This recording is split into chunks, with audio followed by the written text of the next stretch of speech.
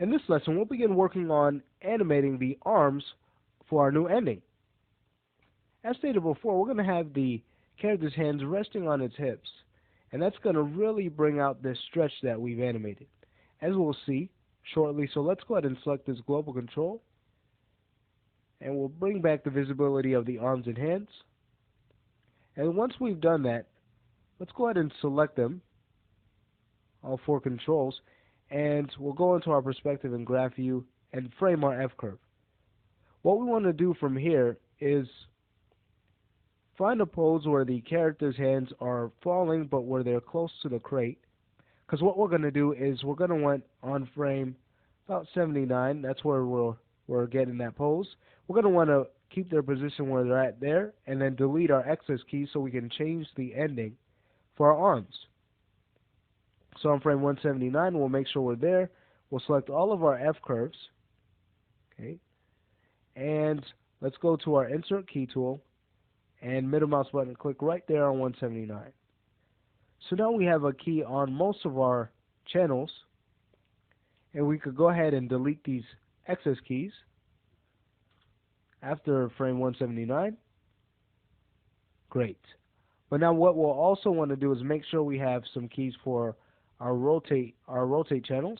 So on 179, let's just press Shift E after we've selected our rotate channels. And what we'll also need a key is our thumb root curl channel, because we haven't really been animating that. So we just want to make sure we have keys there, because we're about to animate it when we bring the hands back to the character's side.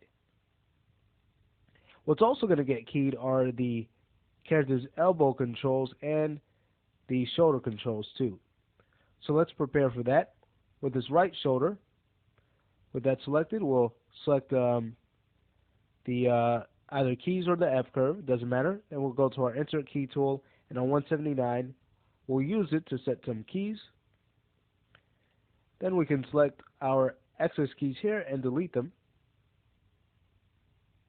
Okay, for this, for our elbow control, we could just press Shift W to key our translate channels. Then we can move to the left side, select this elbow control, press Shift W. Okay, so we have some keys there. And for the left shoulder, again, we'll make sure we have keys on frame 179. And then we'll go ahead and delete our excess keys. Great. Now once we've done this, we're now ready to go ahead and translate our character's hands back to the character's waist. So we want to find the right timing for that. And we're just going to be blocking out the hands right now. And then we'll work on their more finer detail after we're done with blocking them out. So let's go to 189. And we'll start with the right arm. Translate it right back to the character's side. And once there,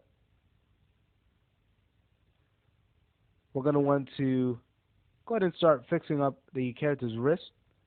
Whoa, don't want to go on the crate. Let's go ahead and fix up the character's wrist so that it is resting on his hips the way we want it to. Oh, there we go. We're going to want to translate the hand back here. So let's do that, translate our character's arm. And then we'll go to our wrist control. And let's go to our thumb root curl. And we'll bring that all the way back to 10. And then we'll go to our thumb roll and fix that up. So that's going back too. And then from there, we'll translate our character's hand back. And the reason why is so we can have our character's thumb resting where it needs to on the hip. Okay. And we'll see if we can bring it back some more in our thumb roll channel. On 189, we sure can.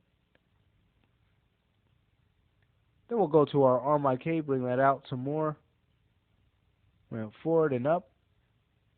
And then let's start adjusting our rotation. Rotate our hand out in the Z, and to the side in the X, and a little bit more up in all directions. Okay. Now we could go back to our right arm IK control, bring that back and down and closer into the body.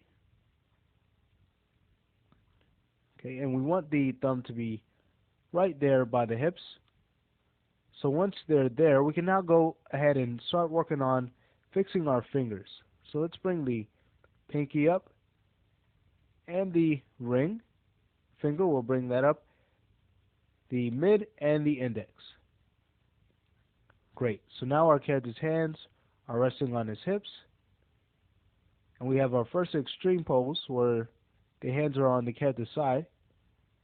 So from here, let's go ahead and adjust our character's shoulder by bringing that back. Okay. And once it's back, we can go ahead and find the elbow control and fix that so that the elbow is a little bit more back too. Okay, probably out some more. We could bring it forward some more too. There we go. So that's looking good. So with this pose, we can go ahead and bring our work more to the left side. But let's stop the video here, and in the next lesson we'll just continue working on our arms, starting this time with our left hand.